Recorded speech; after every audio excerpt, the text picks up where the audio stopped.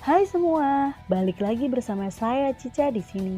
Kali ini saya bakal ngelanjutin alur cerita 5 Daudi versi novelnya ya. Dan semoga kalian suka. Oke, tanpa banyak basa-basi, yuk kita simak alur ceritanya.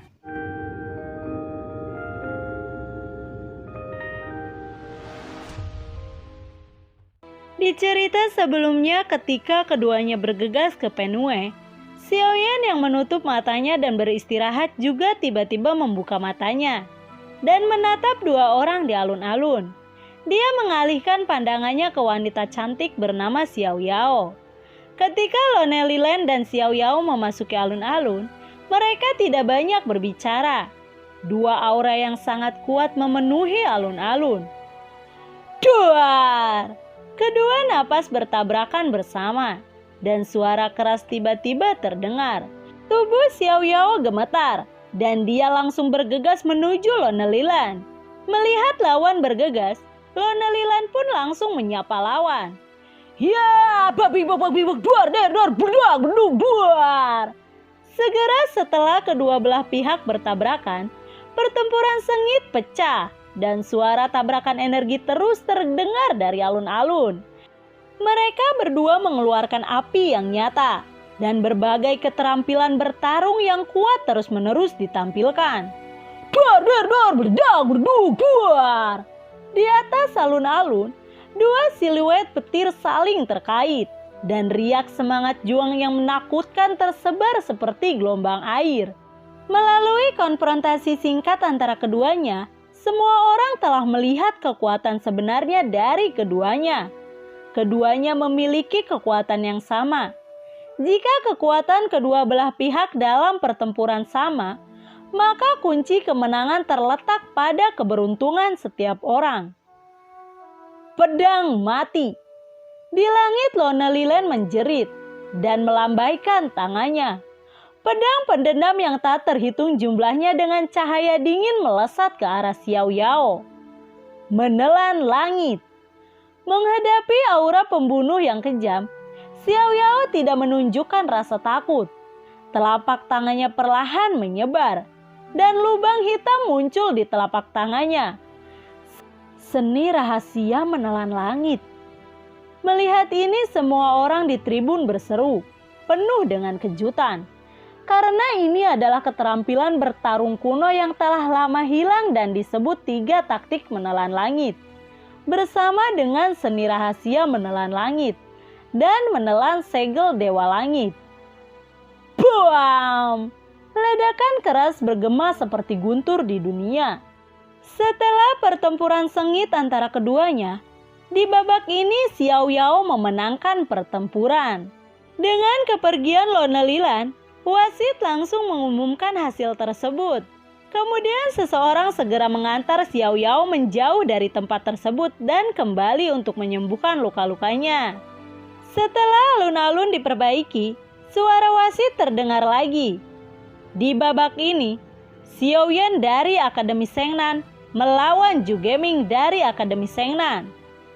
Entah kenapa penyelenggara sengaja atau tidak sengaja mengatur Xiaoyan dan Zhu Geming bersama. Mendengar ini, Xiaoyan menggelengkan kepalanya tak berdaya. Dia dan keluarga Zhuge, keluarga Luo dan keluarga Liu telah menjadi masalah hidup dan mati. Selama mereka tidak mati, ketiga keluarga ini akan terus mengirim orang kuat untuk membunuhnya. Xiaoyan tersenyum. Sosoknya bergerak bergegas ke alun-alun dan jatuh di depan Zhu Geming. Melihat Xiaoyan di depannya, Zhu Geming tiba-tiba tersenyum dan berkata, Xiaoyan, berikan aku kata-kata terakhirmu. Jika tidak, kamu tidak memiliki kesempatan untuk berbicara lagi. Setelah mendengar kata-kata Zhu Geming, Xiaoyan lalu berkata, apakah kamu berbicara tentang dirimu sendiri? Mendengar itu, wajah Zhu Geming menjadi dingin dan berteriak, Xiaoyan, hari ini aku akan membunuhmu. Xiaoyan tersenyum tipis dan berkata, Luo Wudi dan Tan Taiwu telah mengatakan ini sebelumnya. Tetapi mereka semua sudah mati. Dan sekarang aku masih berdiri di sini, ucap dari Xiaoyan. Melihat penampilan Xiaoyan, wajah Zhu Geming menjadi lebih dingin. dia segera tersenyum dingin dan berkata, "Baiklah, hari ini aku akan membuatmu menyesali apa yang baru saja kamu katakan." "Baiklah, jangan banyak omong kosong," ucap dari Xiaoyan. Xiaoyan segera bergegas seperti kilat. Melihat Xiaoyan bergegas, Zhugemeng mengeluarkan raungan. Angin kencang yang tak tertandingi juga meledak dalam sekejap, menghancurkan kehampaan seperti naga yang marah. Duar! Dua energi menakutkan berpotongan. Ruang hancur dan kecemerlangan yang tak tertandingi meledak, membuat keduanya mundur beberapa langkah. Xiaoyan lalu berkata, "Baiklah, ayo kita mulai lagi." Sebuah seringai muncul di sudut mulut Zhugeming dan dia lalu berkata, "Lebih baik untuk menyelesaikanmu sekarang, sesegera mungkin, dan jangan sampai kamu berubah pikiran nanti." Saat suaranya jatuh, Zhugeming mencetak formula di tangannya, berubah dengan cepat. Dengan perubahan Yinjue, seluruh bumi tiba-tiba menjadi gelap. Panah menyilaukan dengan cepat terbentuk di tangan Zhugeming. Melihat ini, banyak ahli muda di tribun menunjukkan keterkejutan. Mereka lalu berseru, "Skill bertarung macam apa ini? Mungkinkah itu panah Dewa Juge yang legendaris itu?" Panah Dewa Juge adalah keterampilan bertarung surgawi yang diciptakan oleh generasi Tianjiao Zhuge Liang. Zhuge Liang adalah seorang jenius surgawi yang langka selama ratusan tahun. Selain itu, dia juga sangat berbakat dalam menciptakan keterampilan bertarung. Dia telah menemukan banyak keterampilan bertarung yang kuat, dan panah Dewa Juge ini adalah salah satu keterampilan bertarungnya yang kuat. Sepertinya situasi Xiaoyan tidak baik. Melihat Zhugeming menggunakan keterampilan bertarung yang mengerikan, Liu Xiaohui di tribun penuh kekhawatiran. Dia juga mendengar tentang panah Dewa Juge ini. Panah Dewa Juge dikenal sebagai pembunuhan satu tembakan, dan kekuatannya cukup menakutkan. Sejumlah besar energi langit dan bumi mengalir ke dalam panah Dewa Juge, menyebabkan panah itu meledak dengan 10.000 sinar cahaya. Pada saat yang sama, ketika panah Dewa Juge terbentuk, panah emas panjang puluhan kaki juga perlahan muncul. Merasakan energi menakutkan yang datang, Xiaoyan segera berteriak dingin di dalam hatinya. Api langit, 3 perubahan misterius. Teratai hijau pertama berubah. Perubahan Sang Xuan, api surgawi. Perubahan kedua, dan perubahan Samadhi.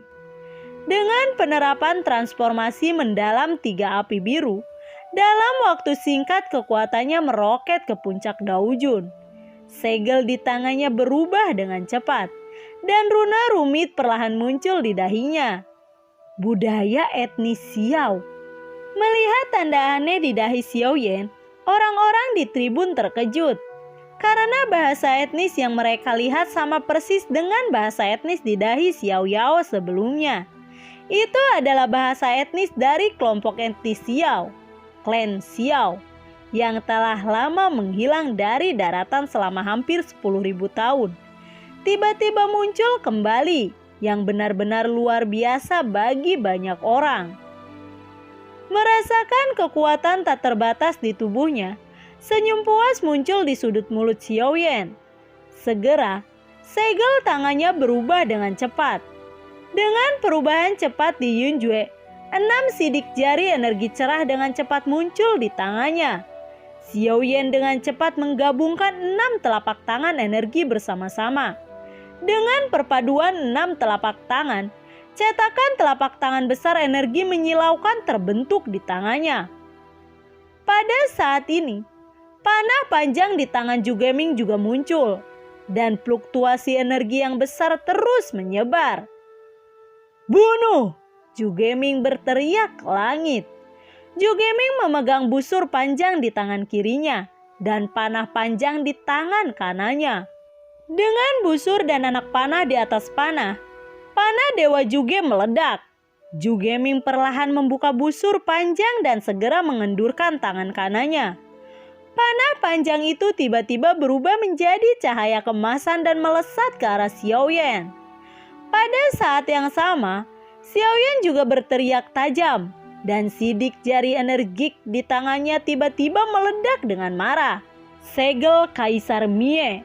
Setelah mudra energi besar dilepaskan, ia segera tumbuh dalam ukuran dengan kecepatan yang sangat menakutkan. Dalam sekejap menjadi mudra besar. Kemudian di bawah tatapan banyak orang, sidik jari energi dan panah cahaya yang ditembakkan oleh panah Dewa Juge bertabrakan dengan keras. Buar, buar. Melihat adegan ini, ekspresi Xiaoyan berubah drastis. Panah Dewa Juge ini sangat menakutkan, bahkan melewati jejak energi secara langsung. Segera tanpa ragu energi dendam dan api dimuntahkan pada saat yang sama, membangun 5 pertahanan api berturut-turut di luar tubuh. Membangun 5 pertahanan ini Xiaoyan tahu bahwa ini tidak cukup dan segel tangannya berubah dengan cepat. Segera teriakan yang dalam terdengar di dalam hatinya. Cermin Kaisar Kuno. Segel tangan Xiaoyan mengembun dengan sia-sia dan segera cermin kuno perlahan muncul di depannya. Setelah menyelesaikan pertahanan ini, panah Dewa Juge bergegas menuju pertahanan di luar tubuh Xiaoyan. 5 pertempuran ki dan pertahanan api yang berbeda di luar tubuh Xiaoyan dihancurkan dalam sekejap. Kemudian dia membanting cermin Kaisar Kuno dengan keras. Cermin Kaisar Kuno bergetar dan memblokir panah Dewa Juge. Panah Dewa Juge dan cermin Kaisar Kuno saling menelan. Dengan ledakan keras, cermin Kaisar Kuno akhirnya hancur berkeping-keping di bawah serangan kuat dari panah Dewa Juge. Panah Dewa Juge segera ditembak ke arah Xiaoyan.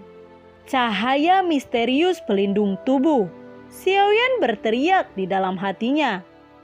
Duar, buam! Panah Dewa Juge membombardir penutup cahaya misterius pelindung tubuh. Cahaya misterius pelindung tubuh juga bergetar hebat. Panah Dewa Juge ini perlahan-lahan dimusnahkan. Namun saat panah Dewa Juge secara bertahap dimusnahkan, cahaya warna-warni yang cemerlang perlahan muncul.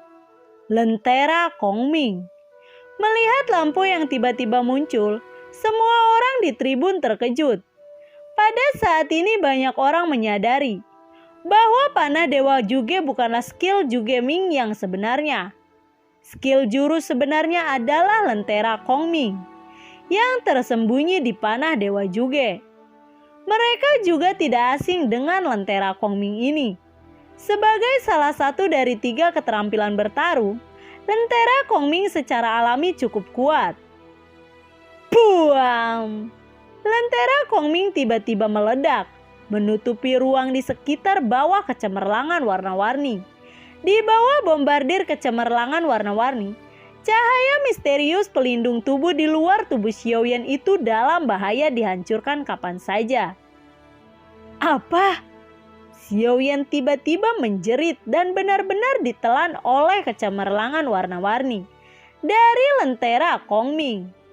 Pada saat yang sama ketika Lentera Kongming meletus, segel Kaisar Penghancur juga meluncur melintasi kehampaan dan menabrak Jugeming.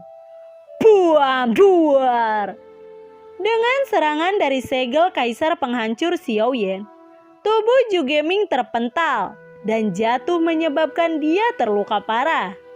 Pada saat yang sama telapak tangan Xiaoyan bergegas menuju Jugeming. Melihat itu Jugeming lalu berkata dengan lemah, "Aku mengaku kalah." Xiaoyan lalu berkata, "Kamu memang kalah, tetapi kamu harus mati." Setelah suara itu jatuh, telapak tangan Xiaoyan langsung menghantam Jugeming dengan keras. Buam, buam! Seketika itu tubuh Jugeming terpental ke tanah dan tak sadarkan diri. Di babak ini Xiaoyan dari Akademi Shengnan menang. Suara wasit perlahan terdengar, mengumumkan hasil akhir. Pertempuran ini telah berakhir. Melihat Xiaoyan, Penatua Agung Tieyun berkata dengan ringan, "Karena pertandingan sudah selesai, ayo kita pergi." "Baiklah," semua orang menjawab dan segera mengikuti Tieyun dan Yao Tian keluar dari tempat kompetisi. Saat kelompok Akademi Sengnan pergi, orang-orang dari pasukan lain juga pergi. Setelah meninggalkan tempat kompetisi, Tieyun segera mengambil Xiaoyan dari Liu Xiaohui dan kemudian berkata kepada semua orang, "Liu Xiaohui, kamu dan tetua kedua kembali dulu. Aku akan membawa Xiaoyan ke kolam peri udara," ucap dari Tieyun. Setelah berpisah dengan kelompok Akademi Sengnan, Tieyun segera membawa Xiaoyan dan terbang menuju pegunungan berkabut. Akademi Peri berada di pusat kota di langit, dan Paviliun Peri terletak di kelompok gunung tidak jauh dari Akademi Peri. Dalam waktu singkat, Tieyun telah mencapai langit di atas gunung. Meskipun Paviliun Abadi dianggap sebagai kekuatan tertinggi di benua Qi asal, hampir tidak ada segel di kelompok gunung ini, dan tidak ada penjagaan. Siapapun dapat bergegas ke Paviliun Peri. Tieyun membawa Xiaoyan dan terbang menuju pegunungan. Setelah terbang sebentar, dua lampu putih tiba-tiba menyala di kejauhan.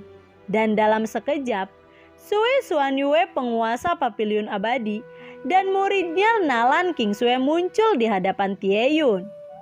Sui Xuanyue lalu berkata, "Aku akan membawamu ke kolam peri di udara, dan akan ada peri Lao Sui." Mendengar ini, Tieyun langsung mengangguk.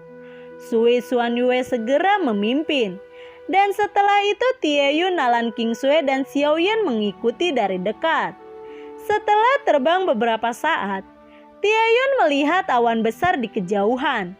Energi yang aneh dan kaya menyembur keluar dari awan dari waktu ke waktu. Sui Xuanyue mengendarai pedang terbang dan bergegas ke awan terlebih dahulu. Nalan Qingsue, Tieyun, dan Xiaoyan mengikuti. Begitu mereka memasuki sekelompok awan, ada banyak energi kaya yang aneh di awan dengan panik melonjak ke arah Xiaoyan.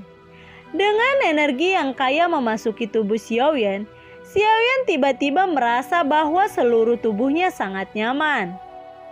Tieyun melihat ke atas, dan dia samar-samar bisa melihat kolam transparan, tergantung di kehampaan di dalam awan. Air di kolam terus-menerus dipenuhi dengan energi aneh. Kolam yang mengambang di udara ini adalah kolam peri udara yang legendaris. Ketika beberapa orang datang ke Xianqi atau kolam peri, Xiaoyan segera melihat seseorang wanita dengan mata terpejam, berendam di Xianqi. Wanita ini adalah Xiao Yao yang mengalahkan Lone Lilan dan merupakan wanita misterius pertama yang masuk 10 besar konferensi. "Xiaoyan, kamu bisa masuk sekarang," ucap Sui Xuanyue. Mendengar ini Xiaoyan mengangguk, kemudian dengan lembut memasuki kolam peri.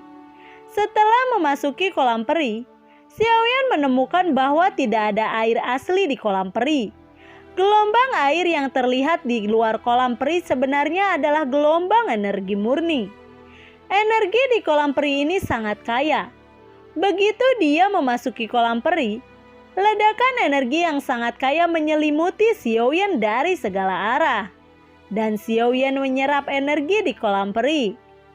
Melihat Xiaoyan menutup matanya dan mulai berlatih, Sui Xuanyue lalu berkata, "Ayo kita pergi."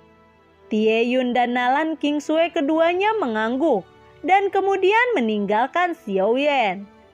Di kolam peri, Xiao Yao dan Xiaoyan duduk berhadap-hadapan. Tetapi saat ini keduanya memejamkan mata, tenggelam dalam kultivasi. Waktu perlahan berlalu, dan saat Xiaoyan menyerap energi murni di kolam peri, wajah pucat Xiaoyan berangsur-angsur pulih. Kolam peri udara ini benar-benar sangat ajaib.